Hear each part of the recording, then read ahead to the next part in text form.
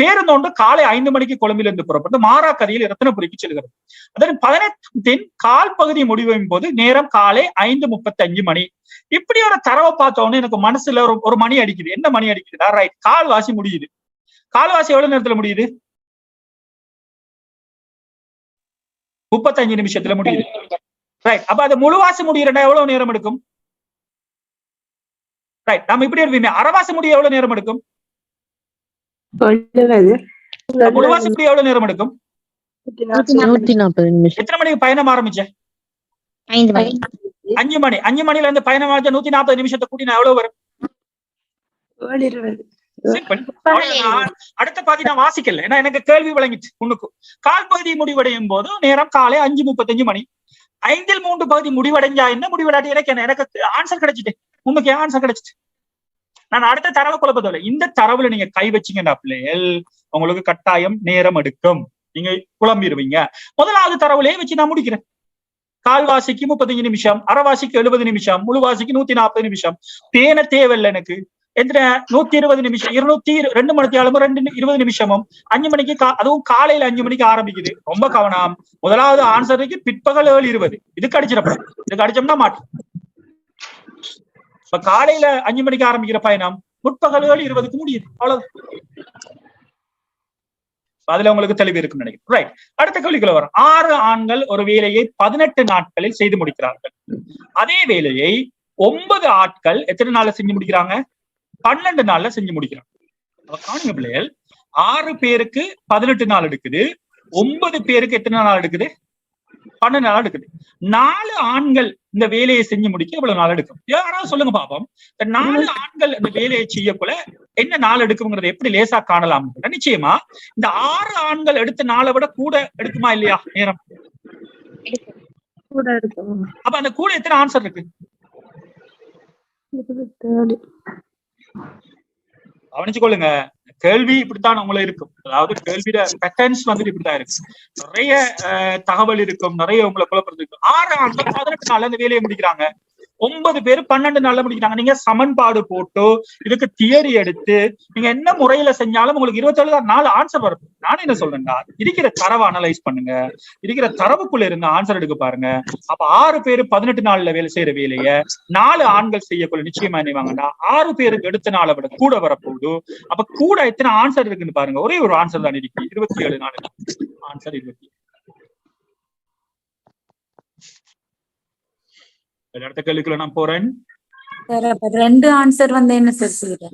என்ன அதான் விஷயம். என்ன பிரச்சனைனா 2 ஆன்சர் வந்தா உங்களுக்கு இந்த கேள்வி வந்துட்டு 2 ஆன்சர் வந்தா கட்டாயம் நாங்க வேறொரு முறையில செய்யணும். அதை நான் உங்களுக்கு தெளிவுபடுத்துறேன். அதே மாதிரி இப்படி வர கேள்விகள் இந்த பேட்டர்ன்ல தான் வருது. எப்படி பேட்டர்ன்ல வருதுன்னு சொன்னா மடங்குகள்ல தான் வருது.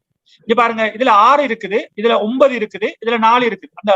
அந்த பெர்சன்டேஜ்ல தான் இருக்கு. இதுக்கு ஒரு தியரி இருக்குது. தியரியை நான் இதுல வழங்கப்படுத்த விரும்பல.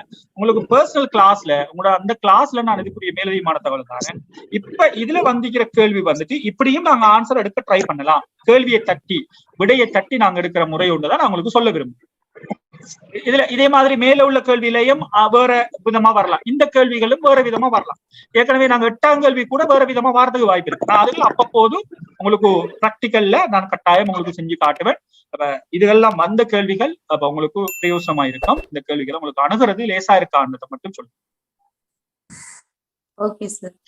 ரைட், இப்ப அடுத்த கேள்வி ஒண்ணு இருக்கு பாருங்க. அடுத்த கேள்வி ஒண்ணு நாங்க பார்ப்போம். அடுத்த கேள்வி என்ன சொல்லுதுன்னா 650 பேர் பங்கு பெற்றும் சுற்றுலா ஒன்றுக்காக ஒருவரிடம் தலா 2500 ரூபாய் அறவிடுவது என தீர்மானிக்கப்படும். சுற்றுலாவில் 25 பேர் பங்கு பெற்றாமையால் அவர்களது கட்டணம் ஏனையோருடைய சமமாக பங்கிடுவது என தீர்மானிக்கப்படும். ஒருவர் மேலதிகமாக செலுத்த வேண்டிய தொகை என்னங்கிறது கேள்வி. அப்ப எங்களுக்கு எத்தனை பேரு மேலதிகமா? இப்ப எங்களுக்கு சுற்றுலாவில 25 பேர் பங்கு பெற்றல. அப்ப 625 பேர் பங்கு பற்றிக்கிறாங்க. ஒரு ஆள்கிட்ட எவ்வளவு காசு எடுத்துக்கிறாங்க? நிச்சயமா 2500 ரூபாய் எடுத்துக்கிறாங்க. அப்படித்தானே? 2500 ரூபாய் எடுத்துக்கிறாங்க. அப்ப உண்மையா நாங்க இப்ப இந்த இடத்துல ஒரே ஒரு விஷயத்த நாங்க பார்க்கலாம். என்னன்னு சொல்லிட்டா எங்களுக்கு தேவை வந்துட்டு என்னன்னா 25 பேர் இதுல இல்ல. 25 பேர் இல்லைன்னா அப்ப மொத்தம் இப்ப எத்தனை பேர் சுற்றுலா பங்கு பெற்ற போறாங்க? 625 625 பேர். அப்படித்தானே? இந்த 625 பேர் எவ்வளவு காசை பங்கு போடணும்னு ஒரு கேள்வி கேட்டா, அந்த 25 பேர் 2500 ரூபாய் வரைக்கும் தானே அதுதானே பங்கு போடணும். ஏற்றுக்கொள்றீங்களா? இந்த 25 பேரு தர வேண்டிய 2500 ரூபாய் படி 25 பேர் தர வேண்டிய காசு இருக்கு தானே, அதுதானே அவங்க பங்கு போடணும். அப்ப அது எவ்வளவு உண்டதை பாக்குறேன். அப்ப உண்மையாவே அந்த 25 பேரும் 2500 ரூபாய் படி எவ்வளவு பாத்தீங்கன்னு சொன்னா, இந்த 62,500 ரூபாய். அப்ப 62,500 ரூபாய் நீங்க எவ்வளவு பிரிக்க வேண்டி வரும்? 625. ஆன்சர் எவ்வளவு? 100. இதை நீங்க விட்டுட்டு இப்படி நீங்க செய்யறதை விட்டுட்டு 650 தர 2500 பெருக்கி அதை நீங்க கண்டுட்டு அதுக்கு பிறகு 2525 தர 2500 அதையும் பெருக்கி இதுல இருந்து கழிச்சு போட்டு இந்த வாரத்தை திரும்ப 625 பிரிச்சிங்கண்டா உங்களுக்கு ஆன்சர் எப்படி வரும்டா 2600 ரூபாண்டு வரும். அதுல இருந்து 2500 ரூபாயை கழிச்சு திரும்ப நீங்க என்ன செய்யணும், 100 ரூபாண்டு ஆன்சர் எடுக்கணும். இதுல நாங்க எப்படி மெடியேட்டஸ் பிள்ளை விட்டுருவோம், எழுதக்குள்ள வாங்கல பிள்ளை விட்டுருவோம். நான் சொல்ல வர விஷயம் என்னன்னா, நேரடியான ஆன்சர் 25 பேர் இல்ல, அந்த 25 பேர் காசு எவ்வளவு உண்டதை பாருங்க.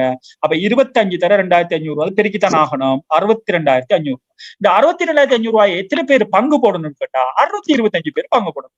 அப்ப 625 பிரிச்சிங்கன்னா 100 ரூபாய் ஆன்சர். சிம்பிள்.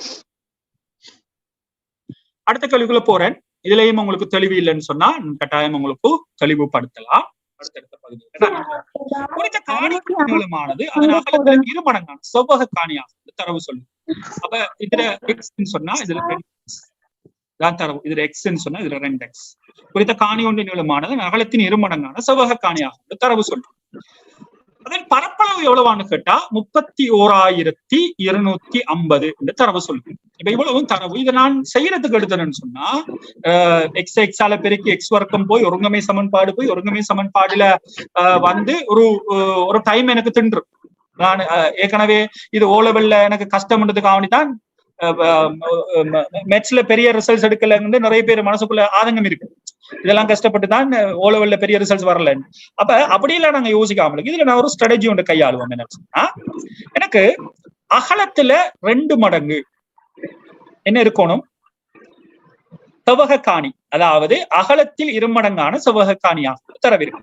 இங்க அதன் காணியின் நீளம் தந்திருக்கிறான். இந்த நீளம் தந்திக்கிறோம், இங்க நீளம் தந்திக்கிறோம், இங்க நீளம் தந்திக்கிறோம். பாருங்க, இந்த நீளம் தந்தா இந்த நீளத்துல அரைவாசி என்னையா இருக்கணும், அகலமா இருக்கணும். எனக்கு இந்த ஆன்சருக்குள்ள எந்த ஆன்சரை லேசா பெருக்கலாம், பரப்பளவை காணலாம்? யாராவது சொல்லுங்க பாப்போம். இந்த 5 ஆன்சருக்குள்ள இந்த 4 ஆன்சருக்குள்ள எந்த ஆன்சர்? 200 தர எவ்வளவு? 100. ஏற்றுக்கொள்றீங்களா? 200 தர 100. 200 நீளம்ண்டா அகலம் என்னையா இருக்கணும்? அப்ப எவ்வளவு வரும்? 20,000 வரும். வருமா பிள்ளைகள்? எனக்கு எவ்வளவு பரப்பளவு தேவை? அப்ப என்ன ஆன்சர் வரலாம்? 250. இதுல என்ன இருக்கு பிரச்சனை? 250. எனக்கு 200. நான் ஏன் அதை 200 தெரிவு செய்யறேன்னு சொன்னா 150ல 75 பெருக்கிற கஷ்டம், 120ல 60 பெருக்கிறது டைம் எடுக்கும். 200 நான் மனப்பாடம். 200 தர 100 20,000. ரைட். அப்ப 20,000. அப்ப 20,000 எனக்கு பரப்பளவு காணாது. எவ்வளவு பரப்பளவு வேணும் எனக்கு? 31,180. அதுக்கு மேல யார் இருக்கிறார்? சரி, இப்ப இதுல 2 ஆன்சர் வந்துட்டுன்னு சொன்னா 2ல 1 நீங்க செலக்ட் பண்ணுங்க. 1 இல்லைன்னா அடுத்து எங்களுக்கு ஆன்சர்ஸ் வந்துட்டு கிரிட்டிக்கல் ஆக எங்களோட ஸ்ட்ராட்டஜிகளை நாங்க கூட பயன்படுத்த வேண்டி வரும். ரைட். அடுத்த கேள்வி. அடுத்து வரும் 3